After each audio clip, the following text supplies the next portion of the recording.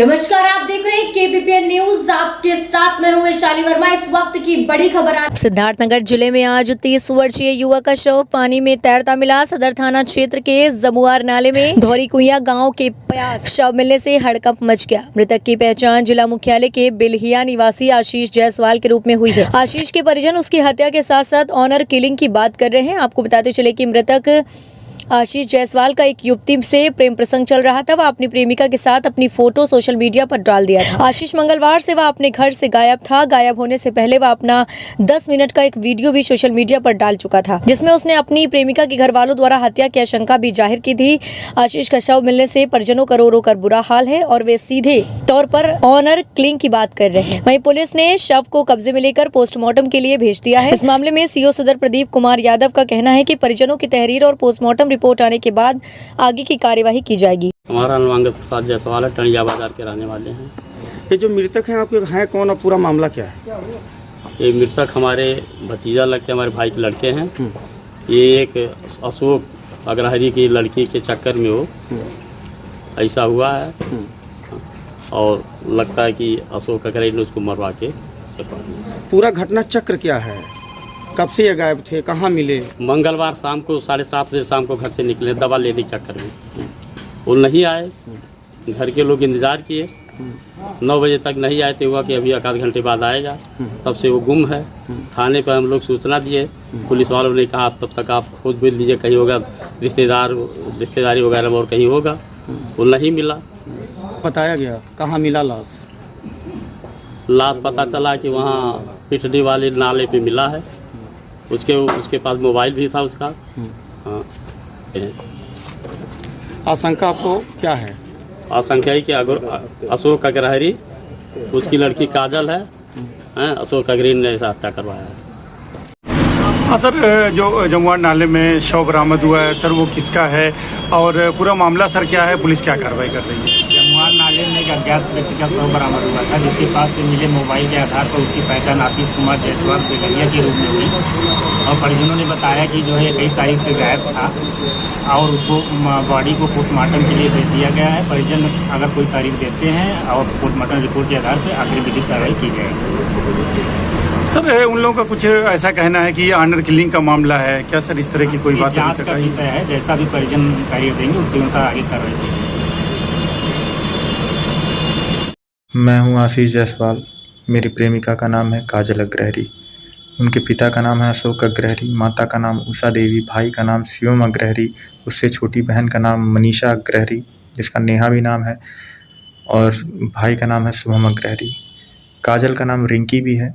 तहसील वाली मोड़ पे रहते हैं ये लोग मिल के मुझे इस टाइम मरवाना चाहते हैं, कैसे भी मैं मर जाऊं। और उसका कारण ये है कि मैं काजल से विवाह करना चाहता था। कई सालों से हम लोग बात करते हैं, लगभग 6 साल होने वाले हैं। जनवरी में 6 साल पूरे हो जाएंगे। बहुत सालों से ये चल रहा है और उसका मुख्य कारण है कि मैं शादी करना चाहता हूँ। मैंने बहुत बार प्रयास किया, मेरी माँ भी उनके घर गई 2 बार कि बाबू शादी करा दीजिए। वो बहुत चिंतित रहता है और काजल ने मुझे इतने सपने दिखाए कि मैं कई बार प्रयास किया शादी करने को, तो वो कहती है हम नहीं कर पाएंगे। फिर मैं बात करना छोड़ देता था। फिर 2-3 दिन बाद फिर वो फ़ोन करती थी, फिर कहती थी कि हाँ हम करेंगे यार, घबराओ मत। अपने आप फ़ोन करती थी जब मैं बात करना छोड़ देता था। इससे मेरे मन में भी भावनाएं जगने लगी कि यार वो मुझे धोखा नहीं दे सकती, मेरा साथ नहीं छोड़ेगी। बहुत सालों से प्रयास किया। फिर 1 हफ्ता जैसे ही बीतता था, जैसे ही खुशी का माहौल होता था, फिर वो आ जाती थी कि नहीं हम शादी नहीं कर पाएंगे। फिर वही बात, ठीक है नहीं कर सकती हो तो बात करना छोड़ दो। फिर होता था कि नहीं 2-4 दिन बाद रोगा कि हाँ यार मैं करूँगी। आज हालात ऐसे आ गए हैं कि मेरी शादी, मैंने उससे लास्ट बार पूछा, हर बार यही कहता था कि भाई ये लास्ट बार पूछ रहा हूँ, तुमको करना है कि नहीं करना है। लास्ट में उसने कहा नहीं यार तुम कर लो। फिर कई बार ऐसे कई सालों से चल रहा है। लास्ट में मैंने आके डिसाइड किया कि हाँ मुझे अब कर ही लेना चाहिए दूसरे से। मैं दूसरे से जाके शादी तय कर लिया। इन्होंने मुझे फिर भागने के लिए प्रेरित किया कि तुम दूसरी जगह क्यों शादी कर रहे हो, उस शादी कैंसिल कर दो, मैं तुमसे शादी करने के लिए तैयार हूँ। उस दिन मैं गुस्से में था, मैंने कहा आज मैं नहीं करूँगा। फिर मैंने इनको ब्लॉक भी कर दिया। मैंने कहा मैं बात ही नहीं करूँगा तुमसे, तुम इतने साल से मुझे परेशान कर रही हो। फिर उसके बाद फिर इधर-उधर से करके इनसे उनसे फ़ोन करवा के मुझसे बात करना शुरू किया और इन्होंने कहा कि जो है हम करेंगे शादी। फिर उसने कहा अच्छा ठीक है नहीं करोगी, मुझसे सिर्फ बात करते रहना। फिर धीरे-धीरे मेरा प्रेम इसके लिए बहुत ज़्यादा था। धीरे-धीरे मुझे लगा कि ये मेरे लिए कुछ भी कर सकती है। ये लड़की मुझे मरने तक का बोल दी कि मैं मर जाऊँगी। उसके बाद मैं फिर से बात करने लगा। इसने कहा अच्छा दोस्ती ही रखो लेकिन रखो। मैंने कहा ठीक है। फिर ये सुनाती थी बार-बार कि अरे मैं उससे बेटर हूँ, मैं उससे अच्छी हूँ, ये है, वो है, मैं रहती तो ये मैं धीरे-धीरे मन में आने लगा कि अब ये मुझे नहीं छोड़ के जाएगी और मैं इसी से शादी कर लूँगा। मैंने इससे पूछा मैं क्या शादी कैंसिल कर दूँ? तो इसने कहा हाँ, कर दो, हम करेंगे। उसके बाद जब मैंने शादी कैंसिल कर दी, तो फिर अब कह रही है कि नहीं मेरे घरवाले नहीं मान रहे हैं। मैंने कहा ठीक है चलो घरवालों से पूछा जाए। घरवालों ने भी मना कर दिया, मेरी माँ कई बार गई। और आज के टाइम में समस्या ये है कि ये मुझे किसी भी तरीके से फँसाना चाहते हैं कि चाहे जैसे मैं फँस जाऊँ, मेरा शादी ना हो जाए और मेरा उससे शादी ना हो और कैसे भी मैं फँस जाऊँ किसी केस में फँसा दें या मुझे मरवा दें या फिर अंदर क्या-क्या हो रहा है। काजल ने मुझे फिर एक दिन फ़ोन किया, मुझसे कहा कि मुझे 7 दिन का टाइम दो और घरवाले जब नहीं मान रहे हैं तो चलो हम लोग भाग चलेंगे। मैंने ये भी कहा कि मैंने एक लेटर बनाया। उस दिन मैं चाहता था सुसाइड करना। उस लेटर में मैंने इसके दोस्तों का नाम लिखा था। ये कहती थी मेरे दोस्त, ये कहते थे मेरे दोस्त। इनके दोस्तों का कोई इन्वॉल्वमेंट नहीं है, लेकिन इसके घरवाले अब ये अपने घरवालों को परेशान में कर रही है कि क्या कर रही है मुझे इस बारे में मालूम नहीं। पता नहीं क्या जाने, भगवान जाने कौन क्या कर रहा है, लेकिन ये बहुत टॉर्चर की। मुझे 6 सालों से एक दिन करेंगे, एक दिन नहीं करेंगे। मैं अपने घर पे कहता था कि हाँ नहीं करेंगे। कोई भी शादी जैसे ही आती थी, फिर कहती थी हाँ हम करेंगे, करेंगे। फिर वो रिश्ता मैं तोड़ देता था। फिर कोई रिश्ता आता था, कह रही है मैं अपने घर में लड़ तो रही हूँ, तुम्हारे लिए ही तो सब कर रही हूँ। जब मैं कहता था ठीक है चलो अपने घर वालों को तो मनाओ, फिर कहती घर वाले नहीं मान रहे हैं, ये वो दुनिया भर का बहुत सारी बातें। फिर जब नहीं मान रहे हैं तो छोड़ो हमको, फिर हमको रोना गाना शुरू हो जाता था उसका। मैं क्या-क्या बताऊँ, क्या-क्या हुआ। मेरी माँ भी इसके घर गई, इसने कहा कि अपने माँ को मेरे घर भेजो, रिश्ता तय हो जाएगा।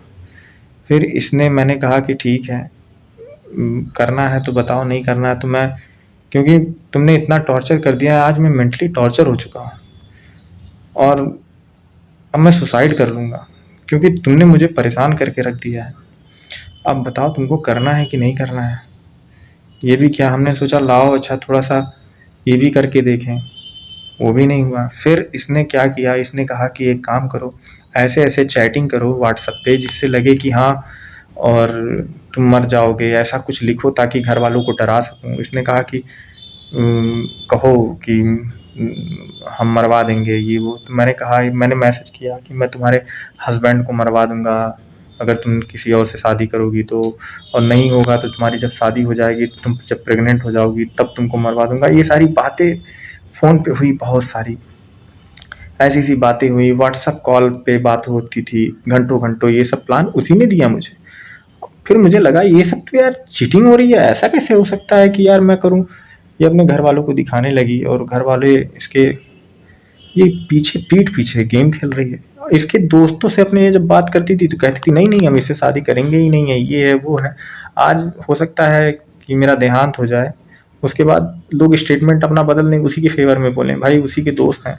लेकिन वही लड़कियां जब मुझसे बात करती हैं तो कहती हैं भैया वो आपको चूरन दे रही है। इसकी बहन से मैं बात किया, इसकी बहनें भी कह चुकी हैं, सारी की सारी बहनें, सारी बहनों का नंबर भी है मेरे पास। भाई 6 साल से कांटेक्ट कर रहा हूँ तो बहुत कुछ होगा मुझे नॉलेज। बहुत प्रयास किया, बहुत प्रयास करे मैंने, अपनी जी जान, मैं आखिरी सांस तक अपने कोशिश करूँगा। जो भी होगा भगवान जाने, क्या होने वाला है मुझे नहीं पता, लेकिन ये मैं जानता हूँ कि मैं मरने वाला हूँ। ये इतना मेंटली टॉर्चर कर चुकी है कि अगर ये मुझसे शादी नहीं करेगी तो मैं खुद ही आत्महत्या कर लूँगा। लेकिन इसने बहुत टॉर्चर किया मुझे। रोज़ कहती थी 3 दिन, 4 दिन, 5 दिन, रुको, मैं आऊँगी, मैं ये करूँगी, मैं भाग के कर लेंगे, नहीं घर वाले मानेंगे तो भाग के कर लूँगी। फिर कहती है मम्मी गई तो मम्मी कह रही नहीं और हम शादी नहीं कर पाएंगे, वो हमको मजबूर कर रहा है शादी के लिए। अगर मेरा डेटा खोल दिया जाए, अगर कोई ऐसा सिस्टम हो व्हाट्सएप कॉल का डेटा खोल दिया जाए व्हाट्सएप कॉल पे जो बातें होती थी या कॉल पे जैसी बातें होती थी, मैं इतनी चीप हरकतें नहीं कर पाया कि मैं इसके कॉल रिकॉर्ड कर पाता था। लेकिन ऐसा भी नहीं है, कुछ ना कुछ तो होगा मेरे पास, और बहुत सारी ऐसे डिटेल्स हैं कि अब क्या क्या बताऊं। ऐसा कोई ऐसी चीज़ नहीं है जो मुझसे और इसके बीच में हुई ना हो, चाहे वो प्रेम संबंध हो, चाहे वो शारीरिक संबंध हो, चाहे वो स्कूल बंक करके इसका मेरे साथ घूमना हो, एनीथिंग, कुछ भी। लेकिन मैं आपको क्या क्या बताऊं, ये तो मैं वीडियो में बता नहीं सकता। इसने जैसे ही मैं जानता था ये शादी नहीं कर पाएगी, तो मैं इससे बात करना बंद कर देता था। फिर रोना गाना फिर चालू, और फिर ये शादी करने के लिए कहती थी। इसकी वजह से मैंने शादियाँ तोड़ दी, कई शादियाँ तोड़ दी। लेकिन लड़की फिर अपने उसी पे आ जाती थी। पता नहीं इसको, अब इसके घर वाले इसके ऊपर दबाव डाल रहे हैं। कहती है कि शिवम मेरा कहता है कि अगर शादी कर ली तो दोनों को मरवा देंगे, तुमको और आशीष को मरवा देंगे। इसका भाई भी कहता है छोटा वाला कि अगर तुम मुझसे शादी कर ली तो हम तुमको मरवा देंगे, तुमको मार डालेंगे, तुम्हारे पति को मार डालेंगे। मम्मी भी यही कहती है कि अगर वो अग्रहरी नहीं जायसवाल होता, जायसवाल नहीं अग्रहरी होता तो हम शादी कर देते। बहुत सारी ऐसी, सरनेम मेरा मैच नहीं कर रहा है, इस वजह से ऐसा हो रहा है। अब सच्चाई क्या है, ये पीठ पीछे मैं सुनता हूँ जब ये कुछ और कर रही है। सब के सब ने ये कहा कि ये चूरन दे रही है, ये कुछ करने वाली है नहीं, ये तुम्हारे मुंह पे मीठा बनती है, और आड़ में इसके मन में बहुत लालच भरा हुआ है, और ये सिर्फ शादी किसी और से ही करेगी, तुमसे कभी जिंदगी में नहीं करेगी। मैं जानता हूँ कि ये लोग हमको मरवाने वाले हैं, क्योंकि कई बार धमकी दे चुके हैं मुझे। अब फ़ोन भी नहीं उठाते हैं। अब मैं फ़ोन करता हूँ तो फ़ोन नहीं उठाते हैं। मैं रिक्वेस्ट ही करता हूँ दिन रात की शादी करा दीजिए हम दोनों की। कोई बात नहीं, उसने जो भी गलती है की मुझे कोई परवाह नहीं। जिससे भी आप शादी कराएंगे शायद उससे ज़्यादा खुश रखूँ। मैं कई मंदिरों गया, मंदिर मन्नत मांगता हूँ कि हे भगवान मेरी उससे शादी करा दे, मैं उसे बहुत खुश रखूँगा। उसने लाखों गलतियाँ की हों, कोई बात नहीं, लेकिन मैं तो उससे प्यार करता हूँ ना। लेकिन पता नहीं क्या हो गया है भगवान, अब मुझे सुसाइड करने पे मजबूर। मैं कई बार ये भी कह चुका हूँ अगर तुम मुझे नहीं मिली तो मैं सुसाइड कर लूँगा। उस पर भी वो नहीं पिघलती। मैंने कहा अच्छा 3 दिन बाद तुम कॉल कर लेना मेरे पास, उस पर भी वो नहीं करती। इसका क्या मतलब है कि यानी कि मैं मर ही जाऊँ? 1 बार, 2 बार, 3 बार, 4 बार, 5 बार। अगर वो वाकई में मुझे नहीं मिली तो मैं मर जाऊँगा। और बात यह है कि मर नहीं, इसने बहुत पीठ पीछे गेम खेला है, बहुत कुछ खेला है। मेरे ना रहने पे जब मैं इससे मेरा झगड़ा होता था तो इसके कई अफेयर भी चल चुके हैं, उसको भी मैंने माफ़ कर दिया कि चलो अच्छा तुम्हारा कोई अफेयर है, कोई बात नहीं, मैं तुमसे प्यार करता हूँ, तुम मेरा प्यार हो, दुनिया जाए एक तरफ, कोई बात नहीं। यहाँ तक कि मैं अगर वो किसी और के साथ सो भी जाती शादी के बाद तो भी मुझे कोई प्रॉब्लम नहीं थी, कोई प्रॉब्लम नहीं। वो मेरे साथ रहे बस। इतना कुछ होने के बाद बहुत कुछ किया, अभी मैं क्या क्या वीडियो में बताऊं।